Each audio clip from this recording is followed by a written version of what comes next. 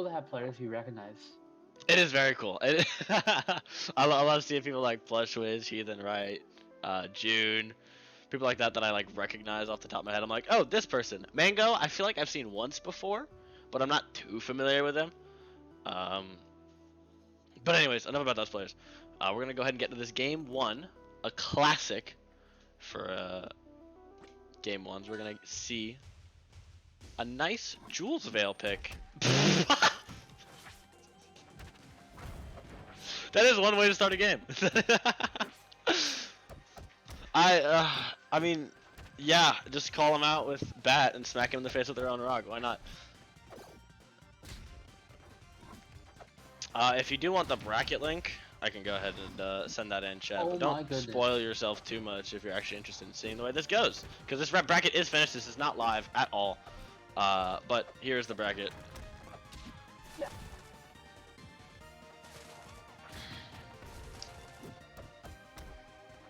Anyways, seeing some good nairs out from HeathenRite. Wow, another bat. And another bat. And so immediately, of course, Mollo's number one tool is bombs, and they're just not using that, which is kind of his whole thing. They're using it a little bit. Frankly, Astrodot looks a little uncomfortable on the sticks, if that makes sense. Probably a newer player. You see a lot of that in Novice, so there's no reason to knock him too hard. But that's kind of why we're here, you know, give a little bit of advice. A really good thing, unfortunate SD there, a really good thing to do in this game is to just get comfortable with your controls. Getting comfortable with your controls is probably 10 out of 10 the best way to improve quickly. Kind of just run around stages, maybe against a CPU even would be good. Just kind of like hit them around a little bit. Get really comfy with like what your character does and how to move around as your character, what their specific movement tools is. Like Mollo has an extra jump compared to everyone else. I always forget that, actually. Me too. I consistently forget that.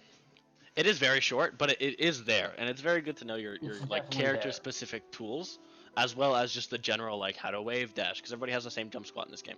It's good to have that kind of knowledge. Just my game crashed.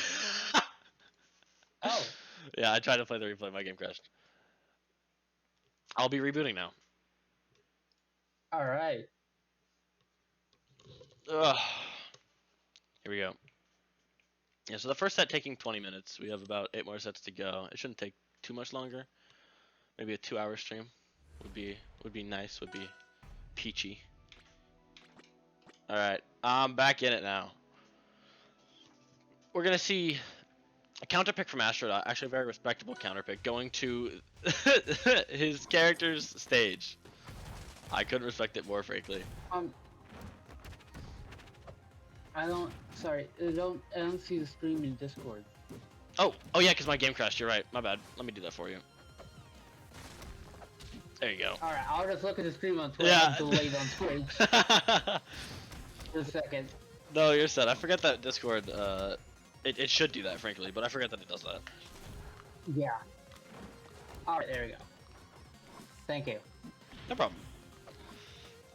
Yeah, HeathenRite just having pretty good fundamentals overall with Kragg. Good tech there, even. You see that he's a rather aware player when it comes to the general things his opponent can do and what he can do. For sure. Well, Astrodot. Honestly, some of these forward strongs are pretty good. The range of like the pocket sand that they have is very nice, to say the least. Unfortunate SD there. Unfortunate SD. I actually have major respect for what was his name? Astrodot? Sorry, I'm bad at remembering names. Mollo player? I'm not sure. Astrodot. That's it. Oh, their tag. Okay, that's what you're asking. Yeah. Wow. I have major respect for Astrodot because although they're clearly pretty new to this game, but they still had the confidence to put themselves out there and enter a tournament like this. Dude, that's something that not everybody can do. I was nervous doing it for a long time. I have said it before, I will say it again. I respect no one more in fighting games than the people who go 0-2, 10 times in a row and then enter again. Like I cannot imagine like having that kind of commitment, you know, just going and going and going and going. Even in RAS when like I first started, I was a dirty little Orcane main, and like I was going 1 and 2, 2 and 2. If I was going 0 and 2, I would have probably quit. Like the people who go 0 and 2 consistently and continue, that is some cool shit. I cannot lie. I love 0-2ers. Absolutely. Because you know that because you know they're having fun, even when they're losing, and otherwise they wouldn't be entering it. That's a fantastic mindset to have, and it's a hard mindset to have. It's very difficult, yeah. To echo what Autobot is saying, because I don't have chat on stream or anything, I think Astrodot needs to do the tutorials, plus Mollo tutorial if he hasn't already, as well as just go into practice mode to get comfortable with what Mollo could do plus movement. That is 100% what you should do when you get into this game. The tutorials in this game, honestly, for fighting games especially, very, very good. I like all of them. I've played all of them. They are all very good. A few of them, like Zetterburns up tilt, like either do dash attack or like fair and stuff, that one's pretty hard. It's totally okay to skip over one if you're not capable of doing it at the time. I definitely couldn't do Zetterburns first try. But it is good to go into like the tutorial, kind of learn the mechanics, the basic mechanics of the game, learn what your character does, the little character specific stuff, and be knowledgeable enough to be like, hey, I know what my character does, even if you can't act on it that well. Anyways, game 3. 100%. Rock wall. Another bat at the start to try and call out the rock. I respect it. 100%. Honestly, though, it looks like Astrodot has an idea. You know what I mean? Like, kind of rolling to center stage. Center stage is very important. Bat. Oh my gosh. I kind of vibe with how Astro's playing. I can't lie. It's like I agree. Sorry to say that. I'm trying to think of the player's name more than anything. Like Borp or something. Like a melee player who doesn't wave dash or anything and just does everything really simply on cheek. It's like that kind of gameplay that is really neat and you don't see often. And seeing it work, like even getting HeathenRite to 77% is pretty neat. It's just fun. Sure. It is. As an unfortunate SD, so one of the things I'm noticing is he's doing, Astrodot is doing up special, but then holding down to kind of try and avoid Kragg. And what that does for... Oh, did you walk away from the microphone? Well, what that does for Mollo is that actually shortens the up special and it cancels it early. Yeah, and so we're just seeing some unfortunate SDs there because of lack of awareness. Hey, took a stock though with the pockets in. Nice tech, what? Yeah. W, that's a W. You don't see a lot of wall techs like that, where like you're next to the wall, but you're not being hit into it. It's like it's pretty good to kind of be pressing your dodge button there, just so you live a little bit longer. Even if you're gonna SD a little bit later, it's good to have that kind of thing just on lock and be aware of it. Alright.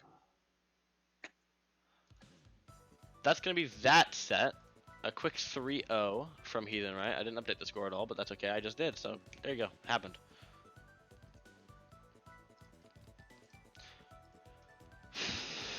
Next up. Wait, Mango, you say you only have 300 hours? I mean, I say only, but like, you play really good. You play really well. Since like 2 weeks ago. Yeah, 300 hours, especially on Switch. Whoops. Let me fix that, sorry. 300 hours is definitely not a lot of time. I personally, let me check real fast. I have 720. I have, I think, roughly 900. I think I have roughly 900 hours, but like I've played, so I have this hard part where I feel like I'm not getting better. I do this in most games where I improve and then I just feel like I stop improving. Yeah. And so it's really like knowing how to improve is a major part of games. And you're absolutely